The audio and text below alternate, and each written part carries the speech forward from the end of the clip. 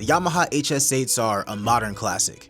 You see them everywhere from home studios to some mid-tier, even top-tier studios might have them. When you see that white cone, you know what's going on. Corny, lame, bull, right, tomato.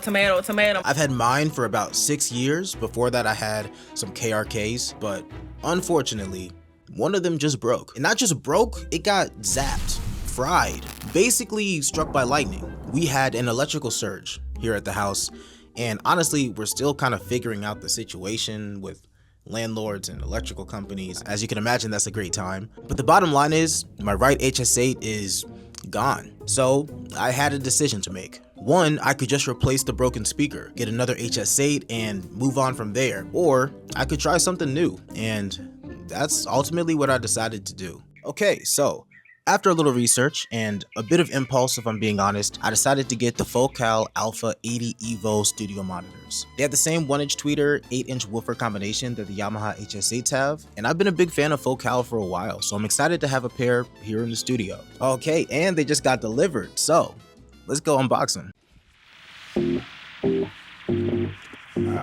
Alright.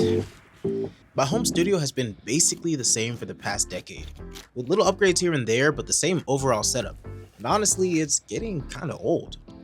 I've been freelancing full-time since 2020, doing everything from audio engineering to music production to voiceover to video editing, and I've done it all from this bedroom setup. But over the rest of the year, I'm gonna be making some changes, slowly building out a creative studio that really inspires me. So make sure you get subscribed to follow along on the journey, and if you have any suggestions, let me know in the comments.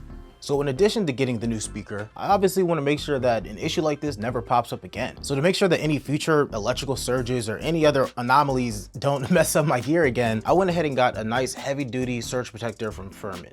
Now all of my gear was already plugged into surge protectors, but this is a little bit more substantial and should really help protect from those extreme cases that apparently I'm living in. So I've got 2 of these, and the new monitors will be plugged into here, as well as the other studio gear that I want to make sure is safe.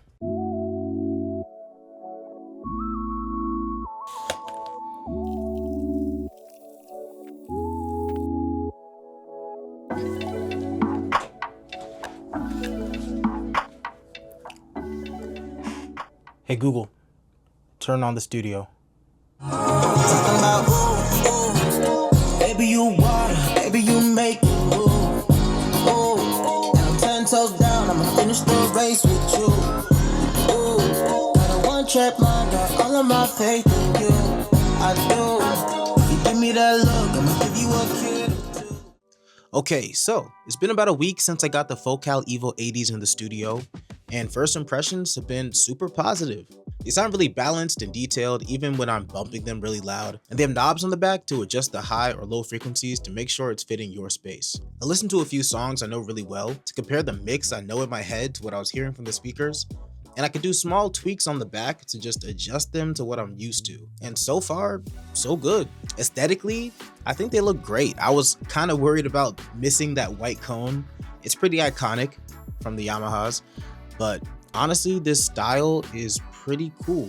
I like the way they look, I like the way they sound, and they also came with speaker grills for protection. I don't personally like the way they look, I'll probably leave them off, but it's nice to have the option. So, the Focal Evo 80s have been a great upgrade to the space, but again, this is just the beginning of a lot of transformation, so subscribe for more, and thanks for hanging out. Catch you in the next one.